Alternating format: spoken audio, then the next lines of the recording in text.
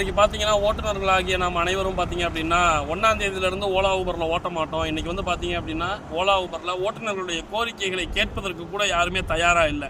நம்ம எவ்வளவோ சொல்லி பார்த்துட்டோம். ஆட்டோவை விட கால் டாக்ஸிக்கு ரேட்டு கம்மியாக போடுறது, அதிகப்படியான கமிஷன் எடுக்கிறது. இன்றைக்கி எல்லா நிறுவனங்களும் ஸ்லாஷ் மாடல், சப்ஸ்கிரிப்ஷன் மாடல் மாறிட்டாங்க. இருந்தாலும் கமிஷன் எடுக்கிறது இந்த பணிகளை தொடர்ந்து செஞ்சுக்கிட்டு இருக்கிறாங்க.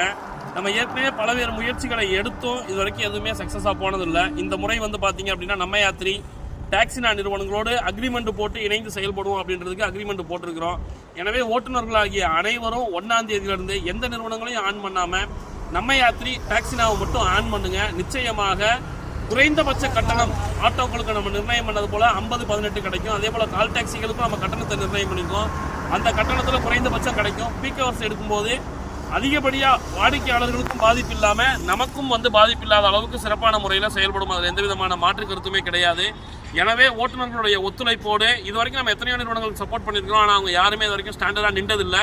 இனிமேல் வந்து பார்த்தீங்க அப்படின்னா இந்த நம்ம யாத்திரை நிறுவனத்தில் தொடர்ந்து ஓட்டுவோம். பெங்களூரில் இன்னைக்கு 1.5 லட்சம் ட்ரிப் எடுத்துக்கிட்டு இருக்கிறாங்க. இருந்தாலும் அந்த ஓட்டுநர்கள்ட்ட இது வரைக்குமா ஒரு வருடம் கடந்து ஆட்டோனா 25 ரூபா, கால் டாக்ஸினா 45 ரூபான்ற சப்ஸ்கிரிப்ஷனை தவிர வேறு எதுவுமே வாங்குறது இல்லை.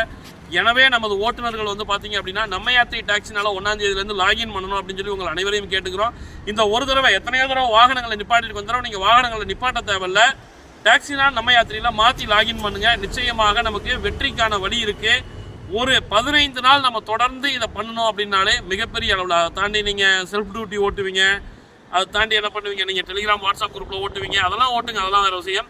ஆனால் ஆப் பேஸ்டில் ஓட்டும் போது நம்ம டாக்ஸினா நம்ம யாத்திரையை மட்டும் நீங்கள் எல்லாரும் லாகின் பண்ணணும்னு சொல்லி உங்கள் அனைவரையும் பேரன்போடு கேட்டுக்கிறேன். வாடிக்கையாளர்கள்ட்டையும் இன்னைக்கு இதுக்கு வந்து பெரிய ஒரு ஆதரவு இருக்குது. அவர்களையும் நம்ம பக்கம் திருப்ப வேண்டும் அப்படின்னு கேட்டுக்கிறேன். அப்போ தான் மற்ற நிறுவனங்கள், சரிங்களா, யாரும் நமக்கு எதிரி கிடையாது. ஓலா ஊபர் கூட ஓட்டுநர்களுடைய கோரிக்கைகளை பேசி கேட்பாங்க அப்படின்னா நிச்சயமாக அவங்களோட இணைந்து செயல்படுறதுல நமக்கு எந்த விதமான மாற்று கருத்தும் கிடையாது. எனவே அனைத்து ஓட்டுநர்களையும் பேரன்போடு அழைக்கின்றோம். இந்த 1ஆம் தேதி இது ஒரு வகையான ஒரு போராட்டம் தான்.